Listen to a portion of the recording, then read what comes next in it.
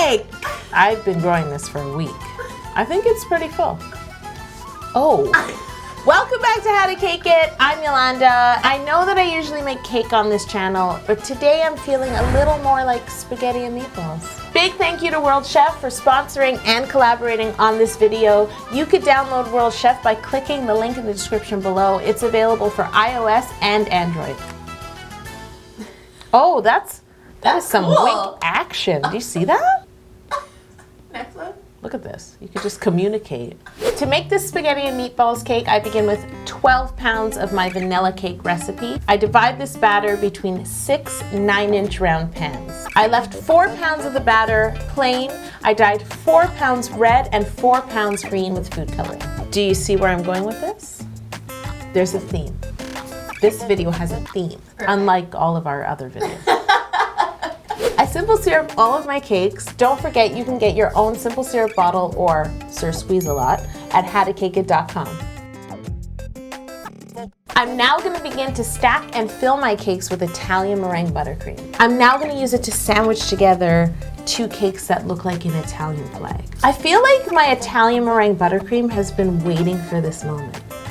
It's destiny.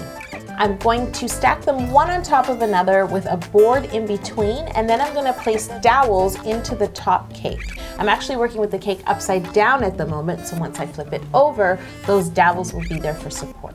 Once your cakes are higher than 4 or 6 inches, you need a board in the middle for support. Plus, there's going to be a lot of pasta and meatballs and sauce on top of this cake.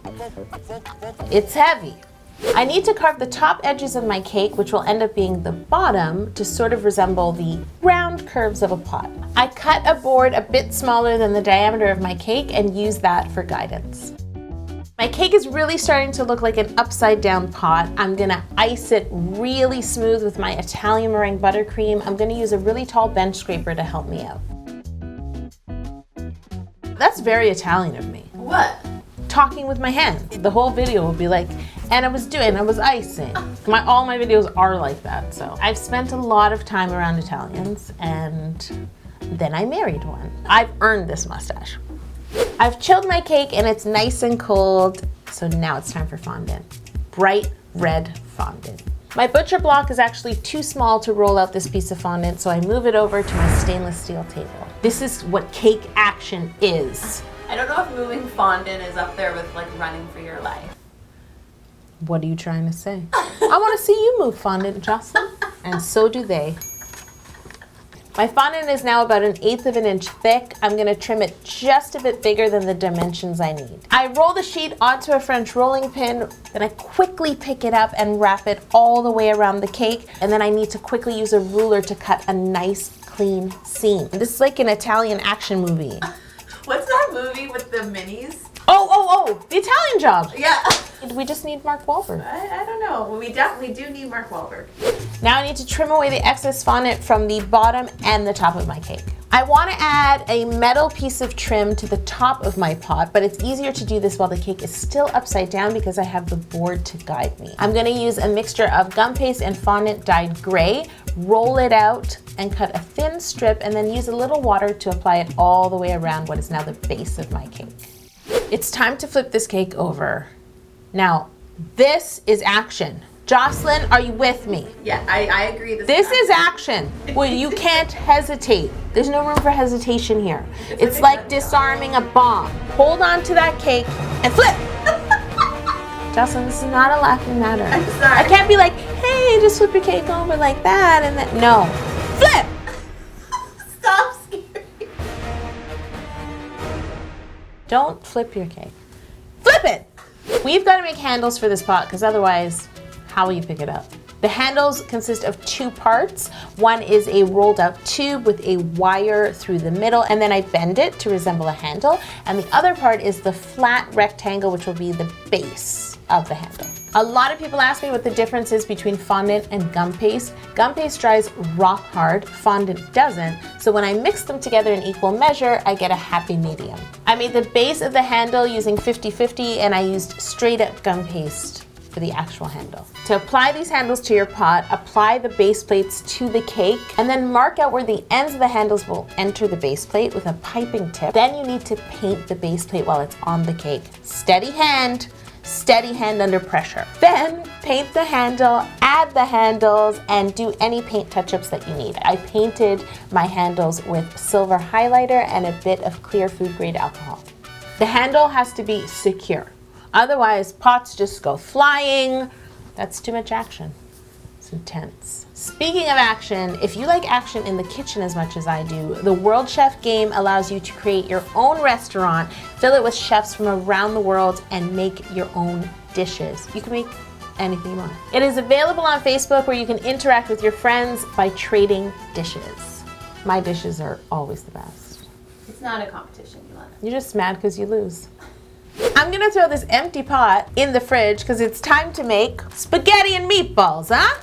Oh, and don't forget the sauce. I got a good sauce recipe. My secret sauce is actually Italian meringue buttercream dyed red with seedless raspberry jam mixed together until it's the perfect consistency.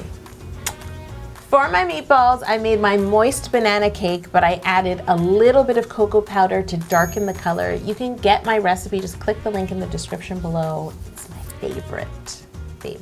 Then I crumbled my cake into my mixing bowl, added a dollop of buttercream, mixed it around until when I picked it up in my hand, I could just form a nice, juicy meatball. Just like the real thing. You don't want to squeeze it. You want a nice meatball. Now do that 20 times. Now it's time to make my spaghetti. That's the only way, huh?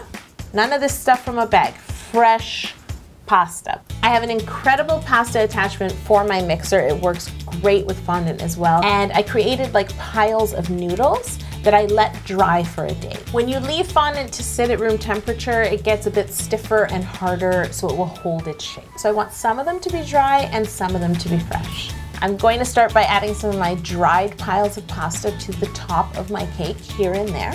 And then I'm gonna use some of my fresh noodles to fill in the gaps, let a few sort of hang over like the pot is just brimming. You can never cook too much. Ask anyone who's Italian. So this is a reasonable amount of pasta for 2 people. I spoon on some of my sauce, then I add a few meatballs. Oh, I didn't want my meatballs to look dry. Is there anything worse than a dry meatball? So I actually brushed some of the raspberry jam onto the surface of my meatballs so they looked nice and ready.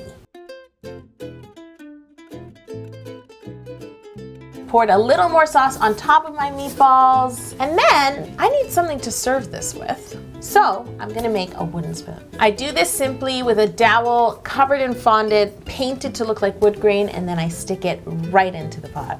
Little details like this that are quick and easy really take a cake to the next level, and I have a lot of fun making things like this. Okay, is that it, Yo? Ma, what's wrong with you? We need cheese. Cheese! I got a big hunk of white chocolate that actually looks like a slab of cheese, and I just grated it right on top.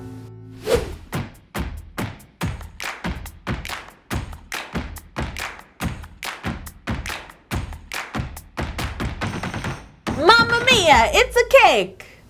T-shirt reference. I feel like a lot of action movies either end with some kind of scene on a beach or a group around a table eating. Because now like, oh, we did it and we're eating. So, I mean, you saw me.